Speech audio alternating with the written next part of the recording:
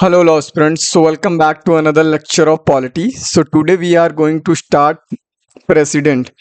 This chapter is one of the most imperative chapter in your entire polity section. You can conclude the importance of this particular chapter as the questions are frequently asked from this particular chapter. So, without wasting a time, let's directly jump into the chapter. Firstly, I will teach you theory of this chapter. After that, we will subsequently solve the MCQs of this particular chapter. So your concept will be, more clear. So without wasting a time, let's start the chapter. So the chapter is not very labyrinthine and complicated. This chapter is very easy to understand. The precondition which is applied in this chapter, you just need to sit calmly and quietly with pen and paper, so you can jot it down whatever I'm telling you. And second thing is, sit with laser focus, because this chapter have immense importance, because this is the only chapter uh, which is which is based to your entire polity section, because president is the most super powerful position in the constitution. So let's start the chapter without wasting a time. I think I have preached you a lot, so let's start. So union executive, firstly let me choose the color. I think blue is fine. Yeah. So president is a part of union executive. So अब यहाँ से एक question आपका बन सकता है कि union executive में कौन कौन सी बॉडीज होती हैं. तो PM is a part of union executive. President, as we are studying right now about president, so president is also part of union executive. Vice president, council of minister, attorney general of India. So 5 bodies जो हैं इसकी union executive का part है. Now union executive जो है part 5th में आपके आता है. पार्ट 5th जो है deals with union executive, and article 5278 deals with the presidential power कि प्रेसिडेंट्स के पास कौन कौन सी पावर है, कौन कौन से आर्टिकल में मेंशन है. यूनियन एग्जीक्यूटिव पार्ट 5th में आता है. ये एक सेपरेट क्वेश्चन बन सकता है, एंड यहाँ से एक सेपरेट क्वेश्चन बन सकता है कि आर्टिकल जो है प्रेसिडेंट जिनसे डील करता है वो कौन कौन से होते हैं. तो 52 से लेके 78 तक होते हैं. Now I can assume this much is very clear to you all. Now अब हम थोड़ा आगे बढ़ते हैं. तो प्रेसिडेंट जो है एक्ट करता है as a symbol of unity, integrity and solidarity of nation. He is the first citizen of India. First citizen ये है इंडिया का. And the first citizen of state is governor. First citizen of state is कौन होता है? Governor. Governor साहब जो होते हैं वो फर्स्ट सिटीजन ऑफ स्टेट कहा जाता है. ठीक है. उनको हेड ऑफ स्टेट होते हैं. यहाँ पर स्टेट का मतलब हो रहा है इंडिया के कॉन्टेक्स्ट में बात की जा रही है, अपना स्टेट के कॉन्टेक्स्ट में बात नहीं कर रहे. हेड ऑफ स्टेट मीन्स कि इंडिया के ओवरऑल टेरिटरी के कॉन्टेक्स्ट में बात की जा रही है. तो अब हम आगे बढ़ते हैं. Qualification and oath and affirmation देख लेते हैं कि क्वालिफिकेशन प्रेसिडेंट बनने के लिए आपके पास क्या क्या क्वालिफिकेशंस होनी चाहिए. ठीक है. फर्स्टली जो for most important thing is that कि आप सिटीजन होने चाहिए, क्योंकि आपको जहां के लिए प्रेसिडेंट बनना हो उस पहले उस कंट्री के आप सिटीजन तो हो, उसके बाद ही तो आप जो है प्रेसिडेंट के लिए कॉन्टेक्स्ट कर सकते हैं. आफ्टर दैट आप 35 ईयर के एटलीस्ट मिनिमम 35 ईयर के होने ही चाहिए. ठीक है. क्वालिफाइड इलेक्शन होना चाहिए. लोकसभा के आप क्वालिफाइड मेंबर होने चाहिए. ठीक है. लोकसभा के क्वालिफाइड मेंबर होने चाहिए. So you can contest the election for presidential post. कोई ऑफिस ऑफ प्रॉफिट नहीं होना चाहिए. Like if you are contesting for presidential election, तो आप कोई ऑफिस ऑफ प्रॉफिट होल्ड नहीं कर सकते. लाइक कोई गवर्नमेंट ऑफिस आप होल्ड नहीं कर सकते simultaneously. You need to leave that office before contesting the election for presidential post. ठीक है. नॉमिनेशन कैसे होना चाहिए? सब्सक्राइब्ड होना चाहिए. एटलीस्ट 50% इलेक्टर्स, 50% मतलब 50 प्रपोजर्स एंड 50 सेकेंडर्स, इतने लोग होने चाहिए जब आप कॉन्टेस्ट करने जा रहे हैं, जब नॉमिनेशन आप फाइल करने जा रहे हैं. ठीक है. अब इलेक्शन, अब इसमें आपके लिए जो इंपॉर्टेंट चीज है वो यहीं तक है जो मैंने ऑलरेडी सर्कल किया है. These are very important things which can come into your exam. ठीक है, नाउ इलेक्शन ऑफ प्रेसिडेंट के बारे में हम देख लेते हैं। इलेक्शन कैसे होता है, क्योंकि इसका इलेक्शन डायरेक्टली नहीं होता, कि इसको पीपल नहीं चूज करते, इसको पार्लियामेंट के थ्रू होता, बैलेट पेपर के थ्रू होता, कि पार्लियामेंट के लोग ही चूज करेंगे। तो उसमें हम देख लेते हैं कौन कौन लोग इन्वॉल्व होते हैं। तो बोथ द हाउसेज इन्वॉल्व होते हैं, मतलब बोथ द हाउसेज, यहाँ पर बोथ द हाउसेज से मतलब क्या है, लोकसभा आपका एंड राज्यसभा, ये दोनों लोग इन्वॉल्व होते हैं। अब आगे देख लेते हैं elected member of legislative assembly. अब हर स्टेट की कोई ना कोई लेजिस्लेटिव असेंबली होती है, तो वो इन्वॉल्व होती है प्रेसिडेंशियल के इलेक्शन में। After that elected member of UT Delhi और पौंडीचेरी की ही इन्वॉल्व होती हैं, बाकी रिमेनिंग प्रेसिडेंशियल पोस्ट में नहीं इन्वॉल्व होती। They can't cast their vote into the election of president.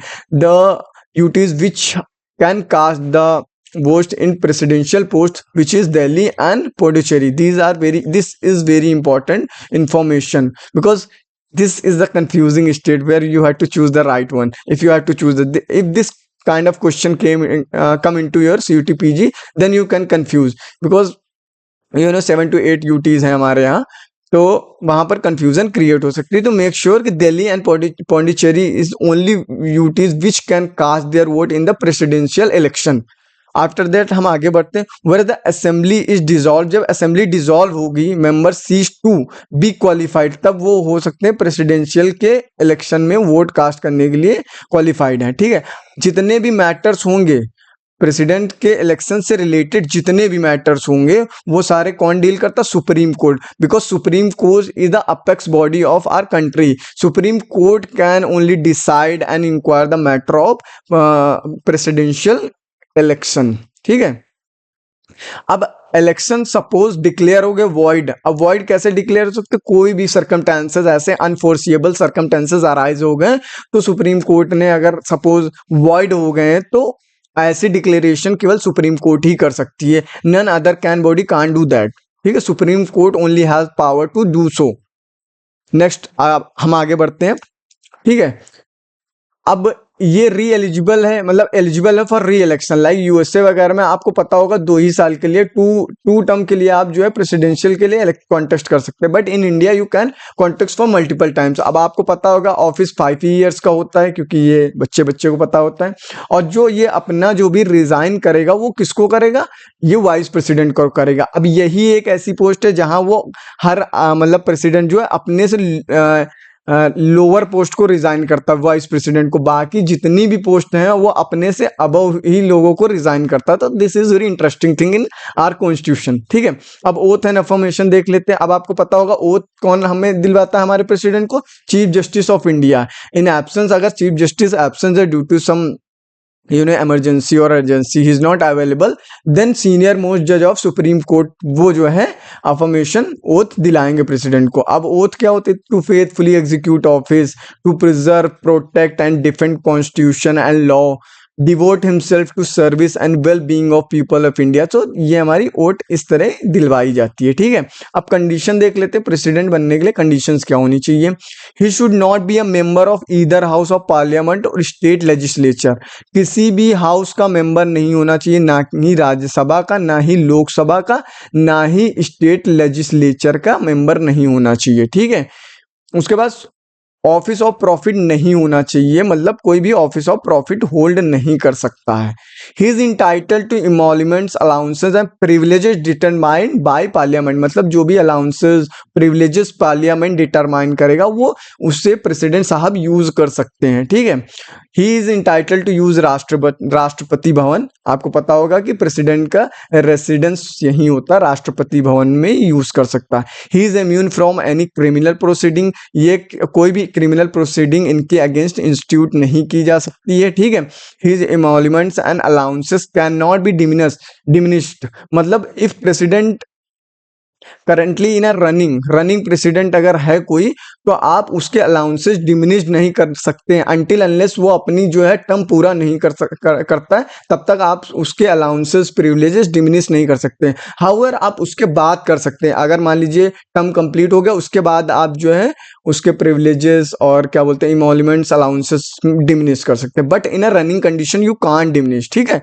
This is mentioned in constitution. ठीक है, आफ्टर 2 months सिविल प्रोसीडिंग आप जैसे क्रिमिनल प्रोसीडिंग यहाँ आप नहीं कर सकते, बट सिविल प्रोसीडिंग कर सकते हैं। But the prior condition is that you need to give 2 months prior notice. After that you can institute civil proceeding against him. Now next हम देखते हैं impeachment, which is very important. Impeachment president का कैसे हो सकता है? Violation on constitution, violation of constitution. However violation अभी हमें क्लियर नहीं है कि वॉयलेशन क्या क्या हो सकता है। It's very broader term, so it's little bit difficult to interpret this term, so अभी हमें क्लियर नहीं है, ठीक है। अब हम आगे बढ़ सकते हैं। Can be initiated by either house, मतलब इम्पीचमेंट लोकसभा से भी इनिशिएट हो सकता है, राज्यसभा से भी इनिशिएट हो सकता है। मतलब अब जो भी मोशन मूव हुआ होगा वो साइन होना चाहिए at least 1/4 member of the house, ठीक है। 1/4 मेंबर ऑफ द हाउस द्वारा साइन किया होना चाहिए। 14 डेज की नोटिस भी प्रेसिडेंट साहब को दी होनी चाहिए। इम्पीचमेंट रेजोल्यूशन जो होना चाहिए वो 2/3 of the total membership of both the houses, मतलब 2/3 of membership both the houses से पास होना चाहिए इम्पीचमेंट रेजोल्यूशन, तब जो है प्रेसिडेंट साहब रिमूव हो सकते हैं, इम्पीच हो सकते हैं। हाउएवर देयर इज उनके पास एक और प्रिविलेज हो सकता है कि वो अपना इन्वेस्टिगेशन या कुछ कर सकते हैं कि हाँ मैं राइट हूँ, मुझे इम्पीच नहीं कर सकता है, तो इसके लिए कुछ उनके पास प्रिविलेजेस होते हैं। Impeachment is a quasi judicial process, ठीक है। Nominated member of either house can participate, nominated member of either house can participate, ठीक। Elected member of legislative assembly and state of Delhi and Puducherry do not participate. इसमें election में ये लोग vote अपना cast कर सकते हैं, बट नॉमिनेशन में ये लोग नहीं पार्टिसिपेट कर सकते। दिस इज वेरी इंपॉर्टेंट, क्योंकि वहां पर कर सकते हैं, यहाँ पर नहीं कर सकते, तो मोस्टली स्टूडेंट यहाँ पर कंफ्यूज हो जाते हैं। नाउ वैकेंसी अब देख लेते हैं। आपको पता है या तो टर्म उनका खत्म हो गया, या तो उन्हें वीपी साहब को रिजाइन कर दिया, या तो इम्पीचमेंट हो गया। इन केस ऑफ डेथ हो गई तो वैकेंसी तो हो ही जाएगी। अदरवाइज मतलब डिस्क्वालीफाइड हो गए या इलेक्शन डिक्लेयर्ड वाइड हो गए, तो इतनी टाइप की वैकेंसीज होती हैं। अब वैकेंसी होगी तो या तो वीपी साहब वैकेंट पोजीशन को एक्वायर करेंगे, या तो सीजीआई साहब करेंगे। If both are not available then senior most जज will act as a president. Now जो मैंने चीज बताई, if office falls vacant by resignation, removal, death और अदरवाइज, तो क्या होगा? वैकेंसी फिल करने के लिए 6 मंथ के अंदर अंदर जो इलेक्शन पहली चीज तो होनी ही चाहिए, ठीक है। और वो 5 साल के लिए ही प्रेसिडेंट होंगे। डजंट मैटर अगर मान लीजिए वैकेंसी हो गई, 3 साल तक प्रेसिडेंट साहब ने सर्व किया, उसके बाद वैकेंसी आ गई, तो जो नया कंटेंडर जो आएंगे, जो भी नए पर्सन आएंगे जो प्रेसिडेंट के लिए कॉन्टेस्ट करेंगे, वो 5 साल के ही लिए ही प्रेसिडेंट रहेंगे। ऐसा नहीं कि इन्होंने 3 साल सर्व किया तो ये 2 साल करेंगे, ऐसा नहीं, वो 5 साल के लिए ही सर्व करेंगे, ठीक है। अब जब प्रेसिडेंट साहब नहीं है तो वाइस प्रेसिडेंट या तो एक्ट करेंगे जब तक प्रेसिडेंट साहब नहीं आ जाते हैं। In case vice president sir is not available, then Chief Justice of India will act as a president. In case Chief Justice of India is not available, then senior most judge of Supreme Court will act as a president, as I already told you here, ठीक है, same thing, ठीक है।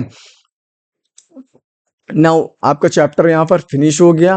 Hope मैंने सारी चीजें cover की जो आपके एग्जाम पॉइंट ऑफ व्यू से इंपॉर्टेंट है, मैंने सारी चीजें कवर कर दी हैं, तो आपको वरी करने की जरूरत नहीं है। After this subsequently I will bring you MCQ series to make your concept more concrete, and thanks for watching. Stay tuned for such videos. If you like the video please smash the subscribe button and share with your friend, and trust me, this is very, whatever we are providing, this is more than sufficient, so you don't need to follow any other resources, any other book. That is sufficient. You just need to revise it on a frequent basis. That's the only condition which can bring you to your desired college. Thanks for watching. मिलते हैं next video में।